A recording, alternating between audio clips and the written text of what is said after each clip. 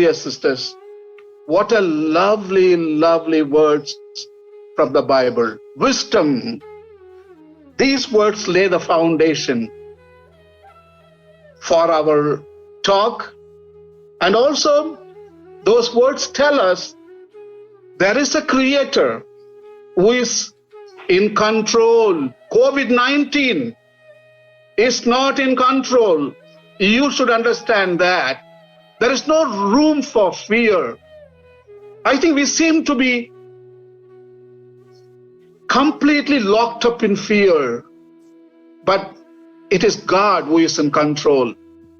Everything what we look around as a copyright is God our Father. He is looking after everything. He is feeding everything, and He is renewing the face of the earth. So don't be afraid. But now, there is a reason. I understand why we are afraid. Because COVID-19 is a faceless enemy, invisible, but it can do damage. Anyway, how did we end up here in this mess? I think we have violated every law of Mother Earth. We trespassed every rule provided by the Creator from the Bible. I'm talking about the first 2 chapters of Genesis, which provides the laws, what we should do when we interact with Mother Earth. Actually, Pope Francis is telling we are the cause. Humans are the cause for this mess.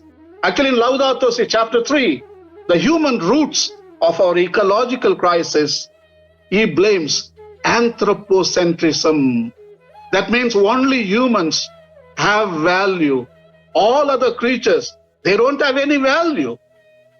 I mean, all other species were created for the amusement of only one species, that is Homo sapiens. So all our theologies are Stone Age theologies. It is a barbarian theology based on only humans. It's about human progress. It's about human development. It's about human redemption, human salvation, human future. Only human, as if there is none other existing on this planet Earth. Pope is writing in paragraph number 67 of Laudato Si, yes, he admits the mistake of our theology. Yeah, we thought only humans are image of God. All other things, they are made out of earth, but humans are made up of stuff. We are differently made. But now Pope is telling here, we need to reject these kind of theologies and philosophies and these kind of interpretations. We need to reread the Bible, revision the Bible, reinterpret the Bible, especially those 2 first chapters of Genesis. So that is what we are going to do. Obviously, we made a big mistake. We confused all that God has taught us. The first thing, let us examine the first law from the Bible. Chapter 1, verse 26, in which God is telling the first humans, let us make man in our image according to our likeness and let them have dominion. That is the word which caused trouble. Dominion, 1, 2, 3, 4, 5, 6, 7, 8-letter word that was misunderstood for the past 2,000 years. Dominion over the fish of the sea and over the birds of the air and over all the wild animals of the earth and over every creeping thing that creeps upon the earth. So we thought dominion means controlling, exploiting, and pillaging, killing, dominating. This is the meaning. Human dominion. We have misunderstood. But you see, When God gave that word dominion, that 8-letter word, he gave God's dominion. How God exercises dominion. God's dominion is not exploitation, not controlling. His dominion is empathy, mercy, forgiveness. That is what I just now read for you, Psalm number 104, verse 27 to 30. That is the God's exercise of dominion. He gives every good thing, and he sends the Spirit of God to renew the face of the earth. That is dominion. Not to control, not to exploit, not to beat them up, not to kill them, is to embrace them. Psalm number 23, when you read there, it is like a good shepherd. We need to shepherd other creatures, whether it is living or non-living, the biotic or abiotic.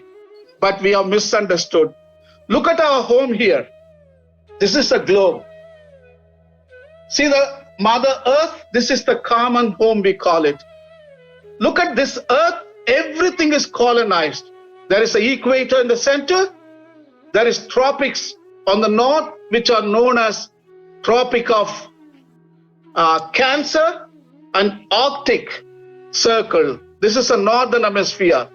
In southern hemisphere, there is the Capricorn, latitude of Capricorn, and the deep south Antarctic Circle. That is the southern hemisphere. Everything is colonized. Everything is under dominion of this human species. But our space is equator. Look at here. Equator, I would say 65 degree north. Sorry, 23.5 degree north. That is what India is about. And 23.5 degrees south. So this is our space. But what happened? We went all the way to Arctic Circle. There are ecosystems and biomes. If you start all the ecosystem from the north, taiga, tundra, boreal, temperate and tropical rainforest, glaciers, every ecosystem, every biome is colonized and put under human dominion. And we are driving out every species out of their habitats. So that is not the license what God gave you. You should confine yourself on the equator. That is the mammalian species. Humans have to live. All the monkeys, we call it the apes, they never go to Arctic Circle. They never go to Antarctica. They live on equator in tropics. That is 23.5 degree. In that circle they live. Only humans trespassed. And they destroyed every habitat. So I think dominion is not this. This is completely out of control. Every habitat, every ocean, every mountain, every desert is under dominion of Homo sapiens. We need to retreat. We need to come back. We need to leave the space for other creatures. Leave polar regions for polar bears. Leave Antarctica for emperor penguins. Humans, equator, just north, just south, live there. So what I am telling you, we have crossed our borders. We crossed because we thought God gave us license to cross and to live everywhere on the planet Earth. No. If we have opportunity, remember, if we have the means to go to the sun, by this time, half of the sun, they would have cut it and brought out and sold it in the globalization market. Sisters would have brought big pieces of sun and they would have put it in their convent behind the Blessed Sacrament. St. Anne's congregation, they would have bought the biggest piece of the sun. But now everybody will say, oh, sun is getting dimmer. Oh my God. You see, we would have destroyed our sun, even the stars, even galaxies. Thank God they are out of this predatory human hands. If they are under our hands, I think we will kill them all. So this is what we have done. Dominion, we exercised in the in the matter of exploitation and controlling. That is not right. So second, Genesis 1:28, God blessed them and he told, be fruitful and multiply. Be fruitful and multiply. How many people on planet Earth now, humans? We are 7.5 billion people on the planet Earth. What is the carrying capacity of the Earth? In other words, how many humans this Earth can support? Many scientists think today, when we think about our own carbon footprint, our own consumption of energy, our own lifestyle, only 3 billion people. Many scientists disagree. Only 1 billion people this Earth can support. But today, how many? 7.5 billion people on the planet Earth. You see, even 10 billion people, humans can really, they can bring forth, and this Mother Earth can support if you have the lifestyle like hunters and gatherers. Some 40 years ago, your father, your mother, our own families, how they lived, bullock carts, plows, animal-drawn water irrigation system. In that mindset, you can support even 1,000 crore of humans, 10 billion people, no problem. But today's consumption and today's lifestyle, not even 100 crore. That is the carrying capacity of the Earth. So we should remember, when this thing was promulgated, be fruitful and multiply, we should remember there were only 2 humans existing on planet Earth, Adam and Eve. God is looking only 2 people, be fruitful and multiply. If I say 7.5 billion people and say, be fruitful and multiply, what would happen? Thank God we became sisters, I became a father. Otherwise, we would have had 1 billion people more. We would have been 8.5 billion people on the planet Earth because of Catholic Church. 4 lakh priests, 9 lakh sisters, 5,000 bishops. Thank God we really put the carrying capacity of the Earth in the limit. We should be proud about that. Number 3, Genesis 1:29. This is a very, very difficult thing.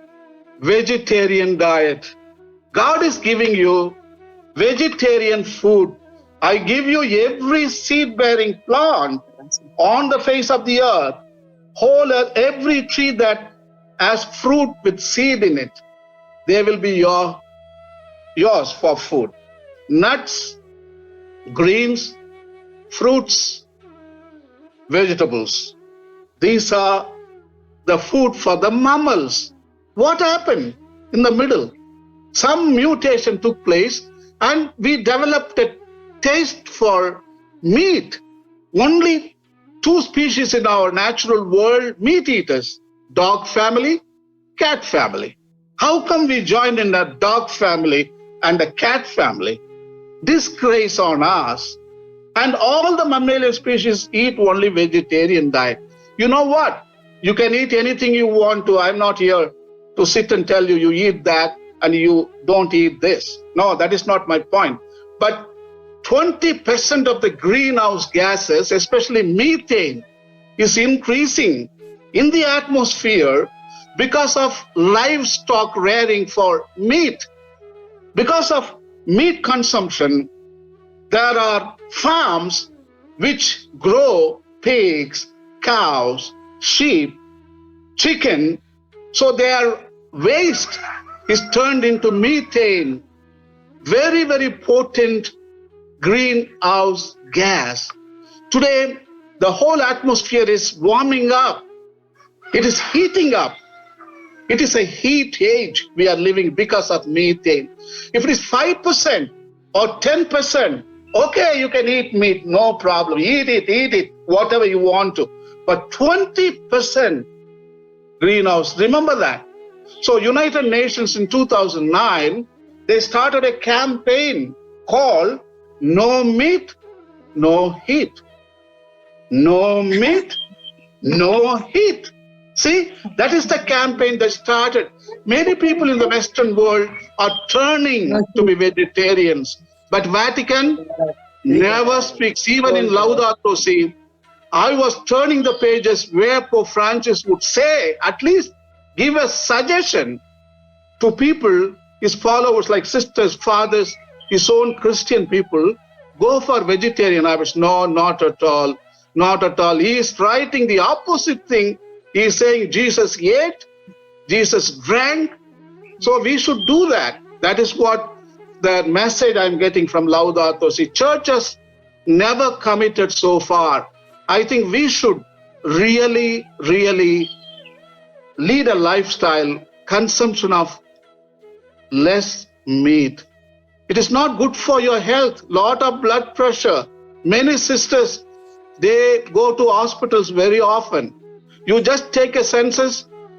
Many sisters, those who go to hospital, mostly non-vegetarian sisters. Vegetarian sisters, not really, they go for hospitals.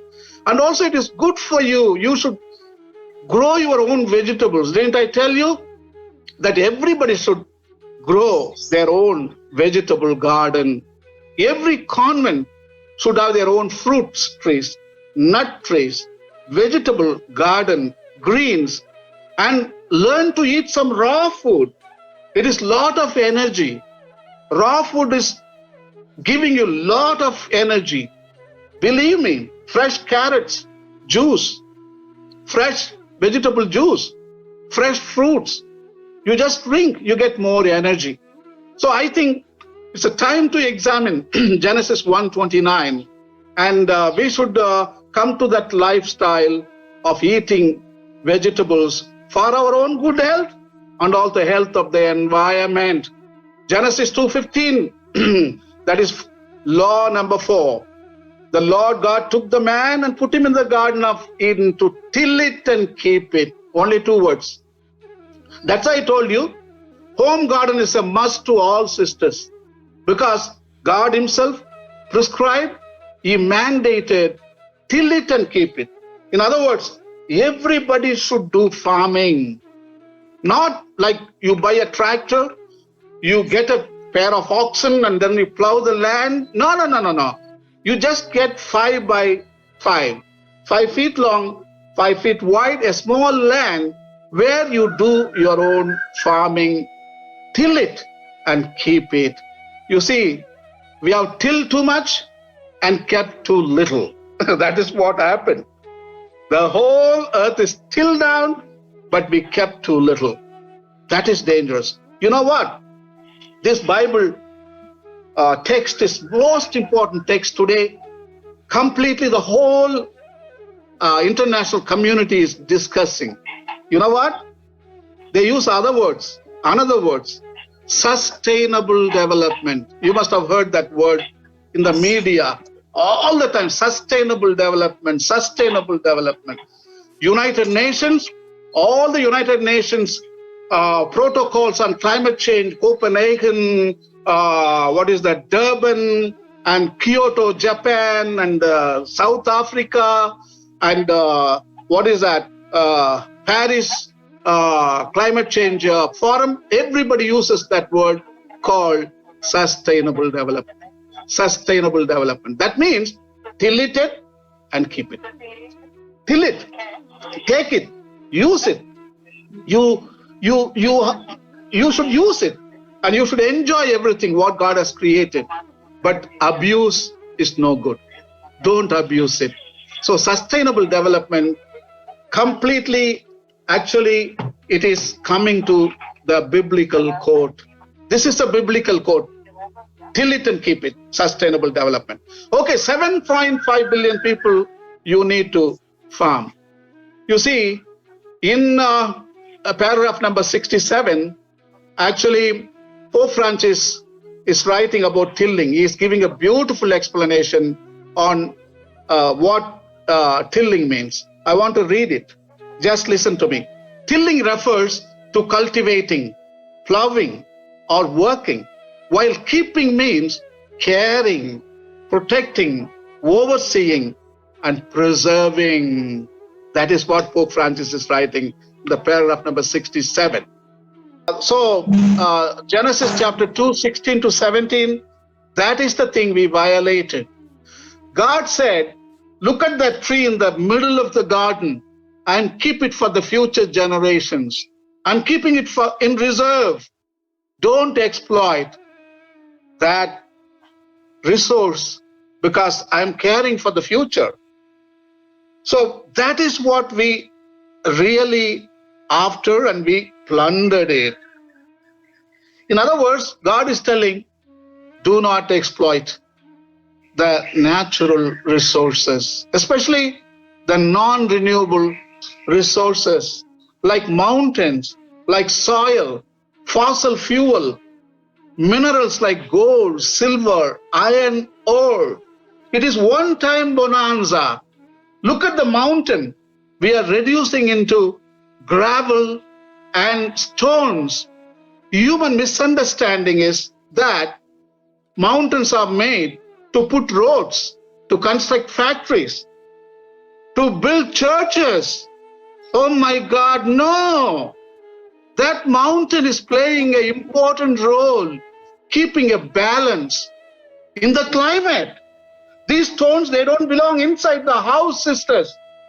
They don't belong inside the house. They belong outside. They control everything in Mother Nature. When you remove mountains, then you cry out, no rain, global warming. Hey, come on. You brought all the mountains and put them inside in the air-conditioned room. They don't belong to air-conditioned room. Jesus told, when the devil told, why don't you turn these stones into bread and let's make business out of it? But Jesus told, you damn fool. Those stones are they are playing an important role. I mean, we shouldn't tamper with that role. So look at Jesus, how beautifully he is educating us. Keep the stones where they belong. Actually, we need to take all our stones and throw them out. I mean, soil, you think soil belongs to you? Soil belongs to everybody, to creatures, to plants. And you take and bake a brick out of it. And you put a colorful brick and you bake them for 3-4 days in a kiln. The millions of microorganisms, you are killing them. You don't have a right. You don't have such a right. You see, these are all non-renewable resources. Very bad. Psalm number 104, God is telling us, you see, I'm keeping something safe. I'm keeping for the future generations. What it is? You see, God trusted with humans only 25% of the land. He gave us only 25%. You remember? 75% is hiding under the ocean. Ocean is like a blanket. You remember for Christmas, you bake cookies. Our mama used to hide them very carefully in a big pot so that we will steal them, no? She hides them and gives them 1 or 2 every day. The same thing is hiding under the ocean. See the psalm, it's written so beautifully. You covered it with the watery depths as with the garment. The water stood above the mountains. Psalm 104, verse 8. See our Creator, such a intelligent and such a sovereign and always thinking in terms of love and empathy and mercy and forgiveness. He exercises dominion so beautifully and in love. Last one, Genesis 2:19. God created everything. He created animals, especially the plants.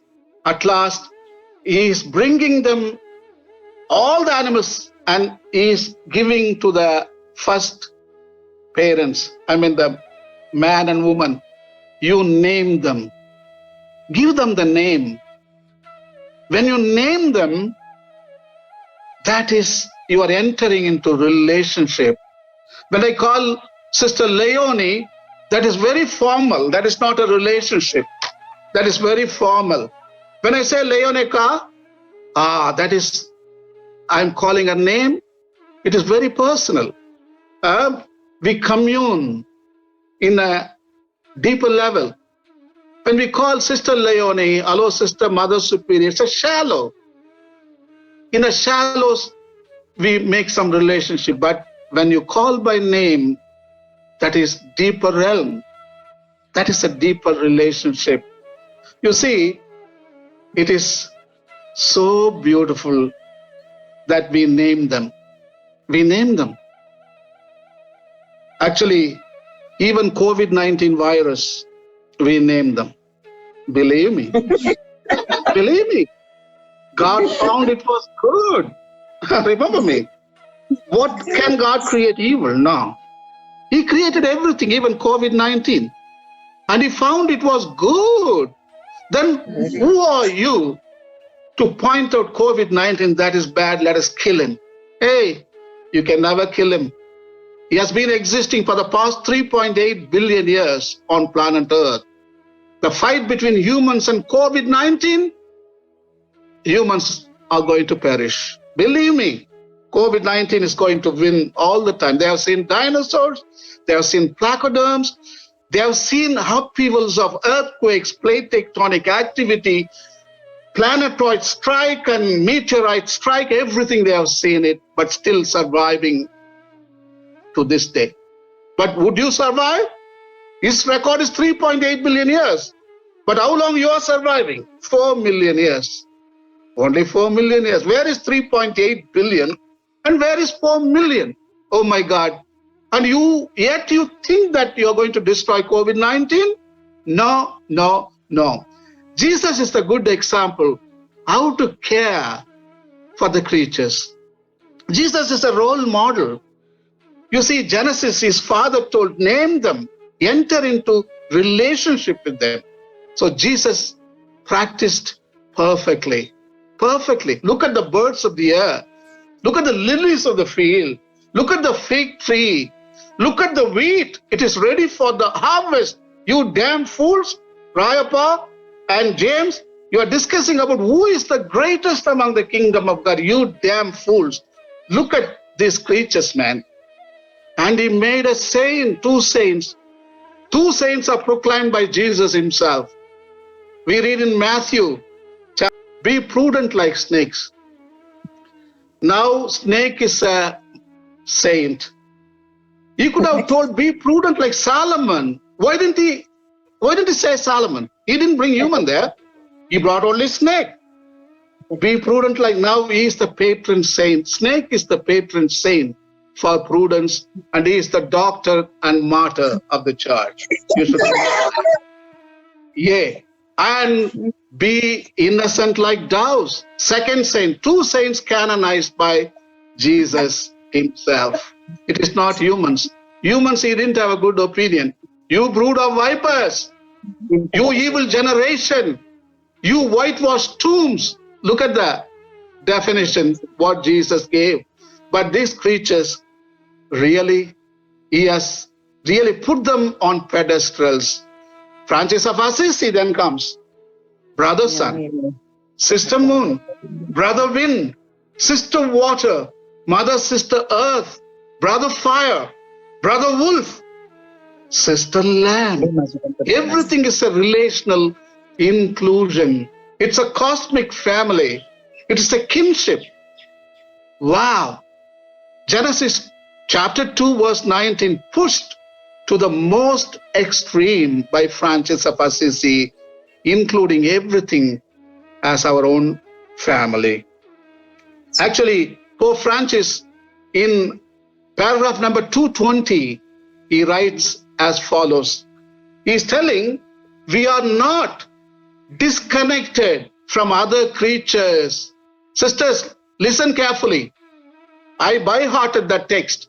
We are not disconnected from other creatures, but joined in a splendid universal communion.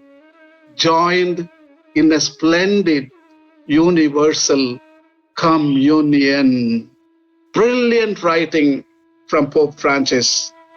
He writes in paragraph number 92, everything is related. Listen to him. Everything is related. And we human beings are united as brothers and sisters on a wonderful pilgrimage. That is the role. We human beings, brothers and sisters, united with other creatures on a wonderful pilgrimage, woven together in the love of God, as for each of his creatures, and which also unites us in fond affection with brother sun, sister moon, brother river, and mother earth. That is a brilliant writing. One more quote. Okay, I completed now all the 6 laws provided in the Bible. After COVID-19, I was rereading Bible again, the first 2 chapters of Genesis. Suddenly something dawned on me. Oh my God, there is the 7th law. I've forgotten it. There's a 7th law. I've been preaching only 6 laws for the past so many years. 25 years I've been preaching 6 laws. Genesis 2, verse 2. By the 7th day, God has finished the work he had been doing. So on the 7th day, he rested from all his work. The best law. Every sister can practice it. Every father can practice it. This is the best thing what God has given us. The whole of creation, the best law is take good rest. That is what God is telling you loud and clear. You see, taking rest means it's not going to church and screaming your lungs out and singing and dancing. No, no, no. Give rest to your mouth. Give rest to your body parts, eyes, minds. Don't sing on that day. Sunday is the day you sleep. Don't even eat on that day, because give rest to your system, your stomach and your intestines. Everything you give rest. The rest you have to push it to the extreme. So if you give rest to your mouth and body and eyes and your intestinal system, naturally you give rest to soil, water, air, chicken, fish, pig, pork. Everything will be resting, because you are resting, they are also resting. And land is resting, water is resting, air is resting, no methane. And you are not bothering God on that day, going to church and shouting at him. He tells you, damn fools, go home, man, let me sleep on Sunday. And you are coming and screaming and screaming. Why don't you scream on Saturday? Why don't you scream on Friday? Why don't you scream the rest of the days? That day, just leave me alone. If you leave God alone, I think he can rest and he can do his creation, because he is renewing the face of the earth. Revelation chapter 21:5, behold, I make all things new. He's tired, sisters. Let him enjoy a peaceful day. Allow him to sleep. Maybe in the future, maybe our understanding Saturday, like Judaism, we can celebrate Mass, you do the obligation, but Sunday, keep it entirely. You see, the book of Leviticus 25, even the land, they gave rest. It's called Jubilee year. Everything was under the sabbatical law, and rest was very important. And Laudato Si, paragraph number 237, Pope is writing brilliantly. Listen to this about the rest. The law of weekly rest forbade work on the 7th day, so that your ox, that means your bull, your bullock in the house, ox, and your donkey may have rest. And the son of your maid servant in the kitchen, all right? And the stranger may be refreshed. Rest open our eyes to a larger picture and gives us renewed sensitivity to the rights of others. That is the day you look others, you examine your relationship. Actually, you should rest from your role plays. Sister Leonie, that is the day you are not provincial. That is the day you are not mother superior, other mother superiors. You are not headmistress. That role play distorts our images whole week. In role play, we are distorted. That is not truly who you are. On Sunday, you find who you are. You go into the core of your being, and you are not that mother superior, provincial, or mother general. Somebody gave you that. But God gave you a being anchored in love and empathy and sympathy and forgiveness. That is the being you find. That is the being you're going to share. It is not the provincial that you're going to share. It's a very self-interest. Only you are provincial. You can't share that with anybody else. But your being, the core of your being can be shared with others. You find your true selves. That is what Pope Francis is writing there. Such a beautiful writing. Anyway, I'm going to finish my talk. I want to come to the real truth now. I'm going to talk a reality. Why do we wear mask now today? Everybody's wearing mask. Why? Why? Genesis 3:7. Genesis 3:7, what happened? The first parents committed sin and they were thrown out. They were feeling shy. They were putting leaves and covering their bodies. Symbolically, because we feel shame, because what we have done, because we violated every law that God gave to us. So today, symbolically, we are wearing mask on the face. Our parents wore the fig leaves somewhere, but we are putting on the face to cover up our shame, our shame. We are asking for forgiveness and we are ready to return. And we are ready to listen to God, what He is teaching, newly, revision, reinterpretation. The first 2 chapters, we need to really listen and follow. And return to very basic. Sister Leor, you told simple life. That is what I want you. Simple life. Consumption, reproduction, adaptation. That is the definition of life. Our life is defined. These are the 3. And then stay home. Promoting domestic spirituality, eat locally, pray locally, marry locally, sell locally, dress up local dresses, and speak local language, and support local economy, support local gods and theology, our own mindsets. Mahatma Gandhi called it Swadeshi principle. So this is called domestic spirituality or native spirituality based on simple life. So that is what we should lead. So I think if you lead that, I think COVID-19 also can exist side by side. You need not kill him. You need not exterminate him. That violence is in us. We want to exterminate him. But vaccine, that is a good idea. When you put the vaccine, you protect yourself. COVID-19 is also existing, and we are also existing. All life deserves existence.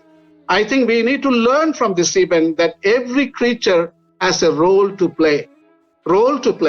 Because Creator Himself intended them to play a role in the natural world. I think understand that we are part of all creation. At the same time, we are interdependent. And whether it is a living, whether it's a non-living, everything is absolutely have the right to exist. That is what Creator, when He wrote, everything I found, it is good. Let us pray Psalm 90. Lord, You have been our dwelling place, our refuge throughout all generations. Before the mountains were born, or You brought forth the whole world from everlasting to everlasting. You are our God. Amen.